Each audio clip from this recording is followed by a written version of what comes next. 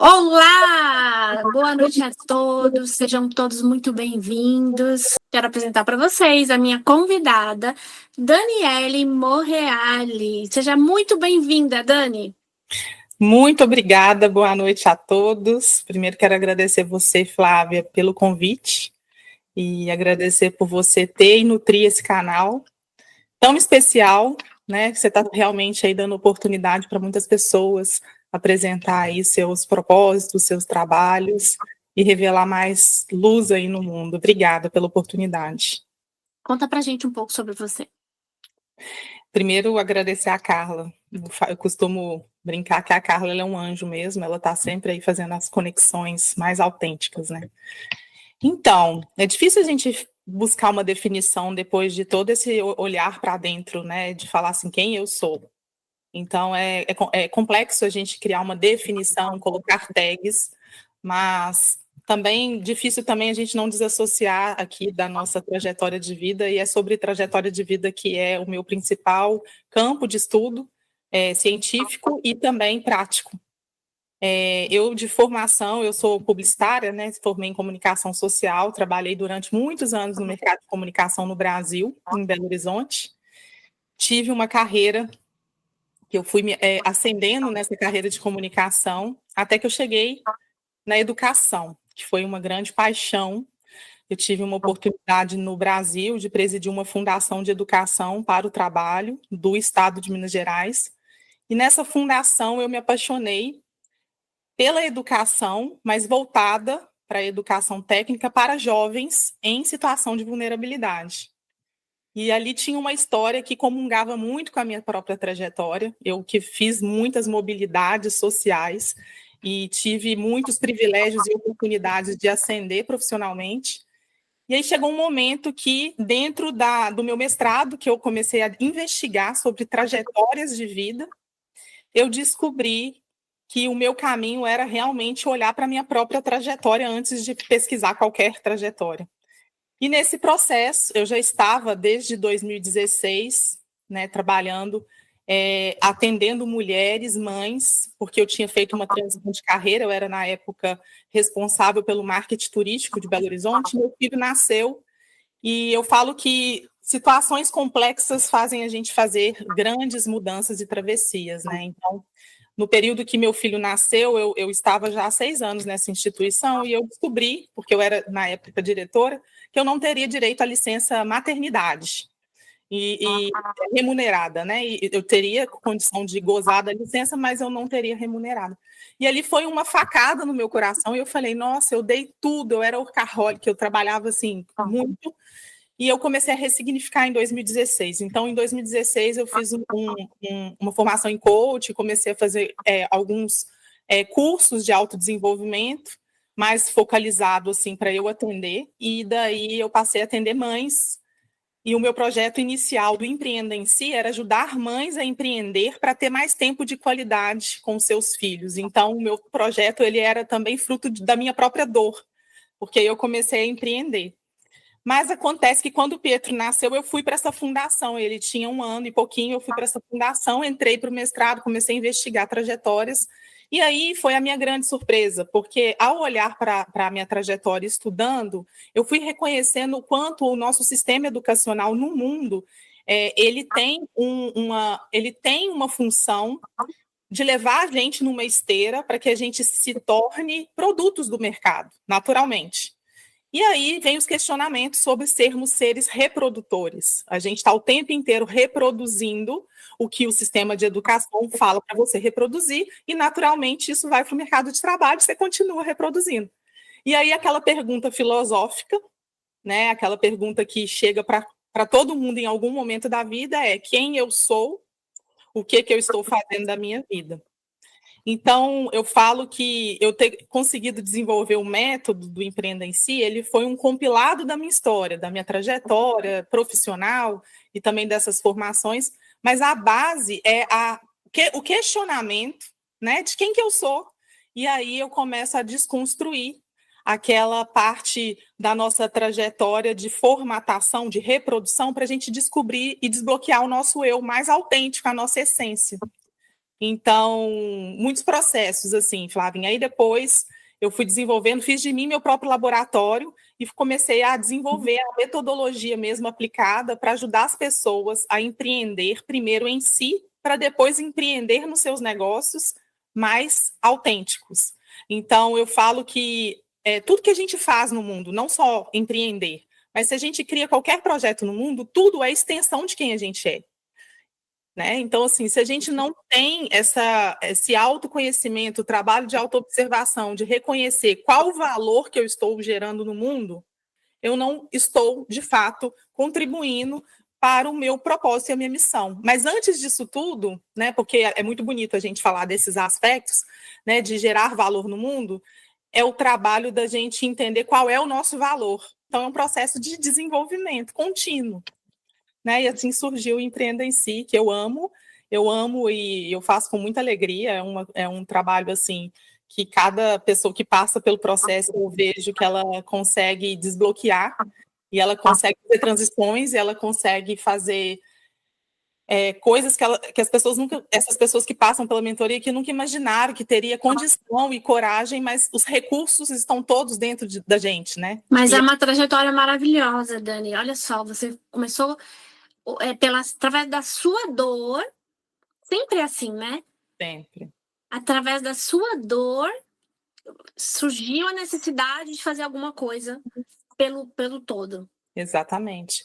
Então, E uma coisa muito legal, sabe que foi? Quando eu comecei a investigar toda essa história, eu estava trabalhando com um grupo de jovens que vieram assim, em situações de vulnerabilidade, eles fizeram também, né, as suas mobilidades, e eu queria entender por que esses jovens conseguiram, e como outros, né, que nasceram em favela, que nasceram em comunidades e que não tiveram oportunidade. E eu fui descobrindo que esse fator que é o fator da gente encontrar as nossas motivações, reacender essa chama interna, foi o fator que modificou a trajetória desses jovens. E aí vem o termo empreender, né? Eu falo que as pessoas perguntam, mas por que empreender? Muita gente acha que empreender é você abrir um negócio, é você criar algo, abrir um CNPJ, e na literatura empreender tem, não, primeiro que não tem ainda uma única definição, são várias definições. E quando a gente olha para empreender, né, dentro da nossa vida, a gente empreende todos os dias. Uma mãe, por exemplo, do momento que ela acorda, ela vai dormir, ela está ali empreendendo, né? Ali ela empreende, a mulher ela está empreendendo. Agora, quando a gente empreende com a consciência, a gente passa a fazer o que os empreendedores de negócios fazem, que é realmente encontrar proposta de valor e gerar valor para si e para o mundo. Eles nos tornam, quando eles prendem a nossa consciência na Matrix, como gados. É só produzindo, reproduzindo, reproduzindo. A gente está aqui para granjear os nossos talentos, né? Que são nossos dons, que são as nossas habilidades. E é bem aí. Se a gente é filho do Criador, somos co-criadores, a gente tem essa obrigação, essa missão aqui na Terra, cada um com o seu talento, e fazer que isso seja bom para si e para o todo. Com certeza. Hoje mesmo eu estava estudando, né, assim, eu sempre estudo sobre a consciência da semana dentro da minha linha de estudo, na minha linha de estudo espiritual, que também está ligado, assim, ao meu trabalho, né, do Empreenda em Si. Hoje eu gosto de trazer isso com clareza para as pessoas, porque antes eu achava que a gente não precisava falar dos nossos caminhos espirituais, porque era desnecessário, mas eu percebo que o momento que nós estamos vivendo, não estou dizendo de religião, não estou dizendo, mas é importante a gente trazer uma capacidade que todos nós temos, mas que ficou durante muito tempo ocultado, principalmente dentro das organizações, no mercado de trabalho, no próprio sistema de educação, que é a inteligência espiritual. Então, hoje eu gosto de trazer essa capacidade, né? Eu acho que as organizações agora já estão muito avançadas, assim, depois da pandemia avançou muito na busca e no entendimento de que qualquer colaborador de qualquer organização tem essa faculdade, e nós somos seres integrais, né? E sistêmicos, e se a gente não olha para isso também, vai sempre ter uma parte nossa que vai ficar ali faltando. Então, assim, hoje mesmo estudando nesse caminho, na minha jornada espiritual, assim, de busca, e é uma coisa que eu acho muito, muito importante da gente enfatizar para qualquer pessoa que tem o seu sistema de fé, que a gente tem os nossos dons, a gente tem os nossos talentos, a gente tem a nossa trajetória ali que vai nos amoldoando, a gente tem o nosso histórico para poder compartilhar. Mas a gente tem também algo que é muito forte, que é a gente ser essa imagem e semelhança, né? Da gente ser um recipiente que está aqui compartilhando, e muitas vezes a gente se associa e assemelha que somos nós que estamos fazendo. Quando a gente abre espaço para entender que a gente é só um canal, e a gente traz essa intenção correta, né, do desejo de receber para compartilhar, eu acho que aí também a gente muda a ideia dos nossos dons, dos nossos talentos, porque eles estão aqui para a gente colocar a serviço. Né? Então, se a gente deixa lá, é igual aquela história de você guardar as moedas, com o tempo perde até o valor. Se a gente tem dom e talento, a gente precisa colocar isso em circulação, porque não é para a gente, é para a gente servir, é estar a serviço nós mesmos e do outro. E eu acho assim que hoje em dia, um mentor que não olha para a espiritualidade e, na verdade, para todo o sistema, porque é sistêmico, né? Para para todo esse conjunto de coisas importantes, né, do que somos, na verdade, eu acho que ele está por fora. Se o mentor não está olhando para tudo isso e não está passando isso para os mentorados, acho que está faltando. Como eu disse, eu sou só um canal e te agradeço, mas eu sou um canal. A gente está aqui aprendendo, crescendo, evoluindo, desenvolvendo. E aí, Flávia, eu também tenho um processo que hoje eu percebo que eu fui fazendo dentro das análises, né, de olhar para cada pessoa que me chegava dentro das mentorias, que chega, e eu fui percebendo que se eu pudesse sintetizar a dor que as pessoas têm hoje e que está todo mundo buscando, é essa dor, no fim das contas, da desconexão.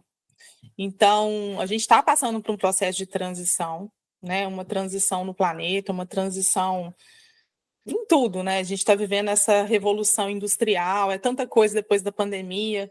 E muita coisa acontecendo muito rápido a todo tempo, né? Tem muita coisa. E eu percebo que esse vazio, essa dor, essa falta, tá batendo na porta de todo mundo. De todo mundo. Mais cedo ou mais tarde, as pessoas vão ter que despertar. Quem não despertou ainda vai ter que despertar. Vai ser assim, querendo ou não, vai ter que olhar para isso. Não tem outro caminho. Não. E essa dor que as pessoas estão sentindo desse vazio, eu costumo dizer que a gente só sente falta daquilo que um dia a gente já experimentou. Exatamente. Se eu sinto falta e desejo de comer um bolo de chocolate, é porque um dia eu senti o sabor do bolo de Você sabe chocolate. o sabor, exatamente. E se a gente sente falta de algo que não consigo dar nome, o que é esse algo? Então tem algo maior, que a gente muitas vezes não consegue nomear.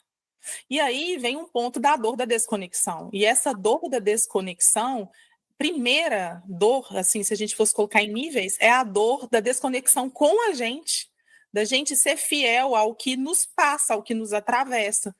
Então, eu percebo na minha própria jornada, eu falo do outro, mas eu falo, Flávia, que isso tudo, antes de tudo, começa em mim. Então, eu também costumo dizer que todo terapeuta, todo mundo que trabalha com autoconhecimento, com autodesenvolvimento, tem o seu processo de dor.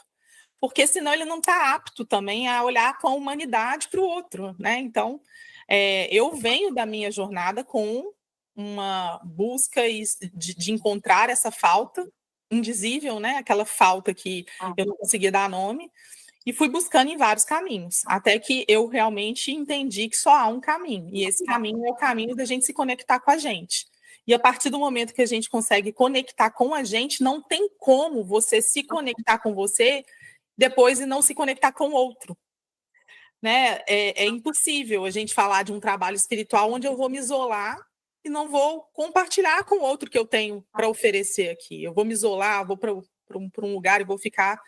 Hoje a espiritualidade ela é ativa, né? Não é uma espiritualidade contemplativa apenas. A gente está num processo que estamos aqui. Para mim, por exemplo, a espiritualidade livre, né? Que para mim faz sentido hoje. Você também teve um background ser de alguma certa religião pela vida inteira e depois ter feito uma transição, se eu não me engano? Eu passei por vários processos. Eu venho de uma base religiosa católica. Meu marido, ele é evangélico de nascimento. Mas eu sempre tive essa busca desde muito criança. Então, de católica, eu fui para vários caminhos. Eu passei pela Mahikari, que é japonesa. Eu passei pelo espiritismo kardecista, isso desde criança, falando na minha base adolescência, assim. Passei vários caminhos até que chegou um ponto, depois eu me converti ao evangélico, e dentro do próprio caminho cristão, eu comecei a buscar respostas dentro onde lá não me respondia, né? Assim, são questões muito pessoais, mas eu lendo eu comecei a questionar que tinha algo a mais. E daí a minha terapeuta, minha querida, amada terapeuta, um dia ela me trouxe, foi ela quem me trouxe, ela também tem a caminhada espiritual dela que eu assim, me identifico muito, e um dia ela me trouxe uma questão que quando chega um momento que se você busca muito, é importante você se aprofundar naquilo que o seu coração chama. E eu senti um chamado para a minha caminhada, né? Assim, eu tive um chamado que eu não tive dúvidas, e foi pela primeira vez que eu fui por mim, assim, não foi por ninguém. Não foi por ninguém me convidando, eu fui buscando, fui pesquisando, e eu fui encontrando o que eu buscava tanto, assim, as minhas respostas. E eu fui encontrando, tudo me falava. As pessoas chegavam para mim e traziam mensagens. Eu comecei a ter olhos para poder ver, né, o que. Então eu tenho essa caminhada que eu acredito que também é uma espiritualidade livre, porque eu acho que o que é a liberdade, senão a gente ter a oportunidade de fazer a nossa escolha, né? Para eu ter a visão e ter chegado aonde eu estou e para onde eu quero ir, para onde eu vou, para onde eu nem sei para onde eu vou, né? Porque as oportunidades e a vida vai te fazendo convites e você vai dizendo sim. Eu acredito que é porque justamente eu passei pelo que eu passei, pelos lugares que eu passei, e a gente vai integrando, né? O trabalho sobre si é muito nesse sentido também, da gente integrar e recuperar as faíscas que ficaram ali, muitas vezes ocultadas. Exatamente, buscar integração. Falando mais uma vez, né, mais um pouco sobre o método Empreenda em Si, como é que funciona essa mentoria? Ela é para grupo, ela é individual? Como que... Conta um pouco para a gente sobre a mentoria. Então, a mentoria ela é dividida em 4 etapas. Eu faço ela tanto individual, depende do estágio que a pessoa está, né? Eu opto para a gente caminhar nesse formato individual. E de tempo em tempo eu abro turmas coletivas. Então, o ano passado eu fiz algumas turmas, e ela tem uma duração de 8 semanas, e a gente trabalha nessas 4 etapas. A primeira etapa, ela é muito voltada para o autoconhecimento, autodesenvolvimento, porque é a etapa que eu chamo de essência. É onde a gente vai realmente olhar o nosso eu autêntico, o nosso eu essencial, a gente vai olhar para as nossas potencialidades, olhar também para toda essa jornada, olhar para a nossa história de vida. E ali eu tenho um trabalho com o mentorada, de resgatar a sua própria trajetória e levantar todos os recursos. Né? É muito importante a gente entender as habilidades, entender aquilo que a pessoa... Né? Depois que eu explicar, eu vou até contar um caso do Steve Jobs, assim, que eu gosto muito, porque ele ilustra muito bem sobre a importância de a gente olhar para a trajetória em situações que a gente viveu que muitas vezes a gente acha que não faz mais nenhum sentido na nossa vida. Mas quando a gente está se reinventando, né, quando a gente está se desconstruindo para se reconstruir, aquilo que você fez no passado hoje pode fazer muito sentido. Então, revisitar a trajetória é nesse lugar, é no lugar da gente levantar recursos. A segunda etapa, e nessa etapa também da essência, eu trabalho muito para olhar para os nossos paradigmas e fazer uma ressignificação das nossas crenças, porque isso sem a gente olhar para isso também, para as crenças que nos limitam, para esses paradigmas, aquelas cascas que a gente vai criando, né? Eu uso um conceito que chama clipote. Se a gente não olha para isso, a gente não é capaz também de ganhar força para ir para a próxima etapa. E a próxima etapa é a etapa da criação, é onde entra o desbloqueio da criatividade. Então, a gente trabalha muito esse desenvolvimento criativo, que é eu crio a partir de quem eu sou. Só que eu não posso partir para a criação se eu não consigo olhar para os meus recursos e reconhecer. E ressignificar, muitas vezes, crenças que não me deixam caminhar, que não me deixam, né, seguir. Então, nessa etapa da criação, ela é muito linda, porque é um momento ali que surge as eurecas. Eu não sabia que eu podia fazer tal coisa, eu não imaginava que eu tinha essa capacidade, eu nem lembrava que eu tinha essa habilidade. Nossa, agora isso não faz muito sentido. Então, essa é a etapa que eu acho maravilhosa, é a etapa da criação, quando a gente começa a sentir aquele amor pela vida, sabe? De falar assim, nossa, e isso nas mentorias é o momento também que me deixa em êxtase. Só que ficar na parte da criação, ela é muito gostosa, mas a gente precisa caminhar para a atitude. Aí entra a parte de colocar limites, um atributo divino também que nós temos, que é o atributo da severidade, onde a gente vai trabalhar a atitude de planejar, de colocar em movimento aquela criação, né? Da gente colocar de forma executável, para a gente sair. Aí nessa etapa também eu trabalho muito o conceito de fantasia e de sonho. Eu só posso sonhar a partir do momento que eu consigo mensurar, que eu consigo colocar minha criação mesmo para materializar. E para isso tem que ser factível. Então, nessa terceira etapa, a gente trabalha muito o planejamento, a gente trabalha muito a visão para onde eu vou, para onde eu quero chegar ali, né, já atrelada à criação. E depois da atitude, a gente entra no movimento do fazer, né, mas com essa direção, né, eu crio a partir de quem eu sou, mas eu preciso ter muita clareza do meu para que eu estou criando, qual é a minha proposta de valor, o que eu estou gerando para o mundo, está relacionado a propósito. E aí, esse propósito a gente ancora, né? Esse lugar que a gente ancora, e a visão, o norte, para onde eu estou indo, eu também ancoro. E neste norte que está ancorado, dentro da parte da criação, eu consigo, de fato, ir percebendo os meus avanços. Né? E aí é muito interessante porque a gente precisa ir comemorando, né, os passos, aquilo tudo que a gente vai fazendo. E aí, da Cabala, existe a astrologia cabalística, os astros, porque a gente é o nosso microcosmo e o macrocosmo. Se a gente for olhar dentro das leis universais, o que está dentro está fora, o que está fora está dentro. Existe a interação. Não tem nada que não está interagindo. Todo o sistema vivo, ele tem a sua interação. Né? Todos os sistemas inanimados também têm as suas interações. Então, não existe absolutamente nada no nível, se eu for trazer dentro de uma percepção nano, né? Se eu for olhar no nível nano, eu estou falando no nível atômico, por exemplo, no nível do átomo. Não existe absolutamente nada que é fora.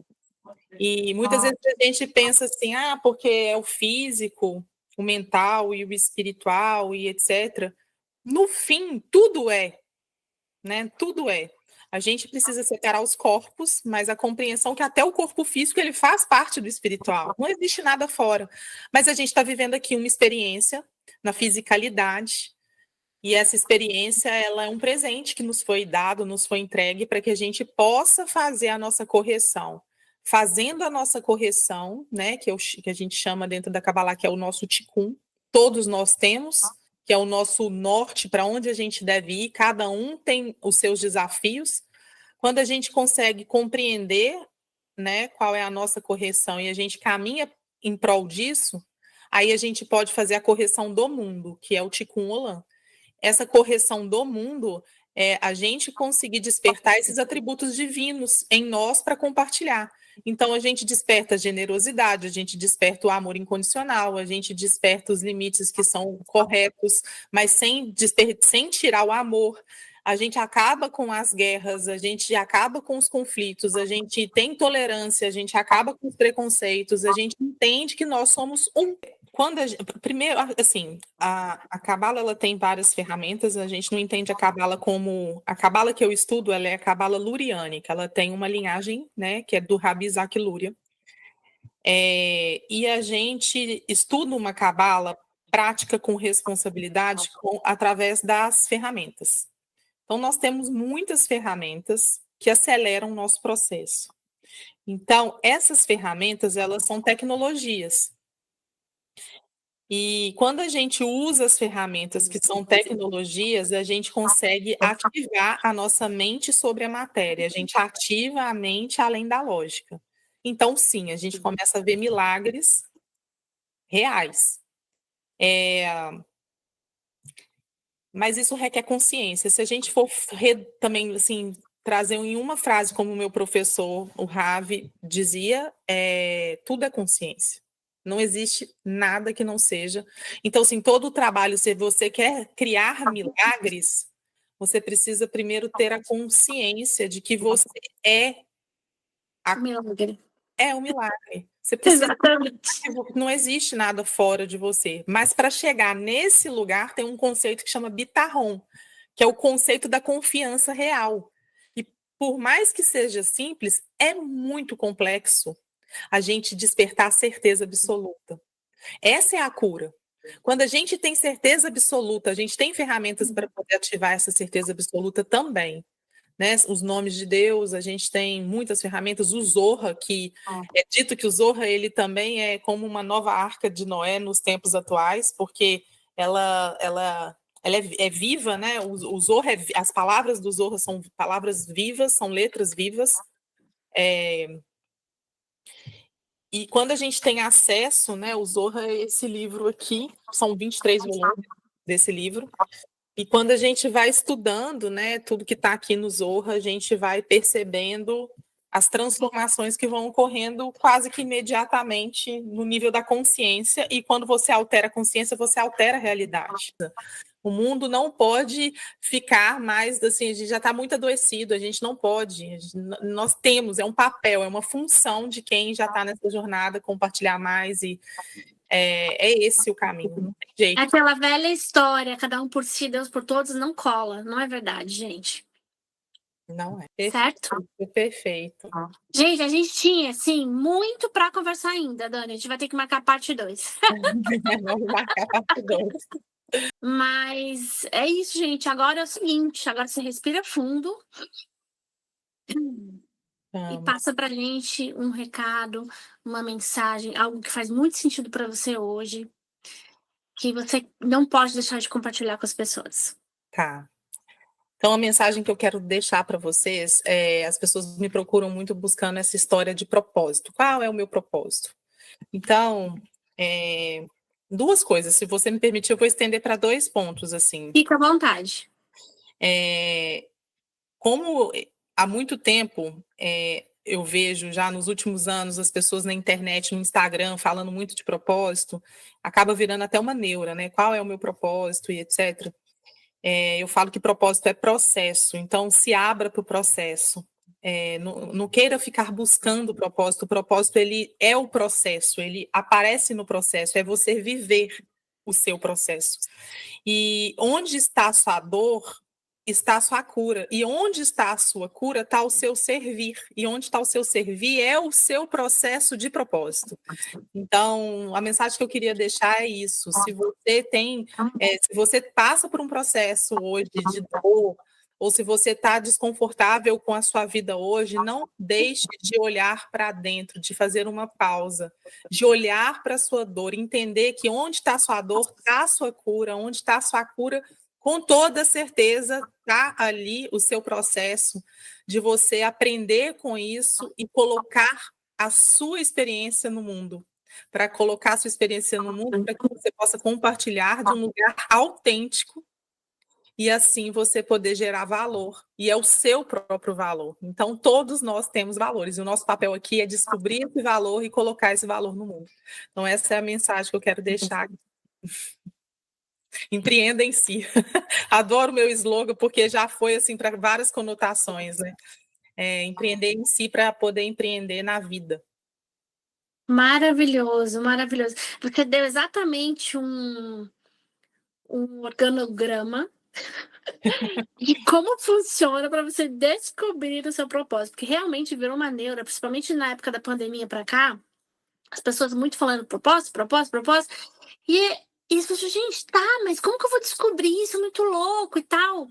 Mas no fim, segue o que a Dani falou, que você vai chegar lá. Boa noite para todos. Até Fiquem mais. com Deus. Até quinta-feira que vem, 7 da noite, com mais um podcast, gerando valor, conteúdo de valor para vocês e trazendo luz para o mundo, para todo mundo. E fiquem com Deus. Beijo. Beijo.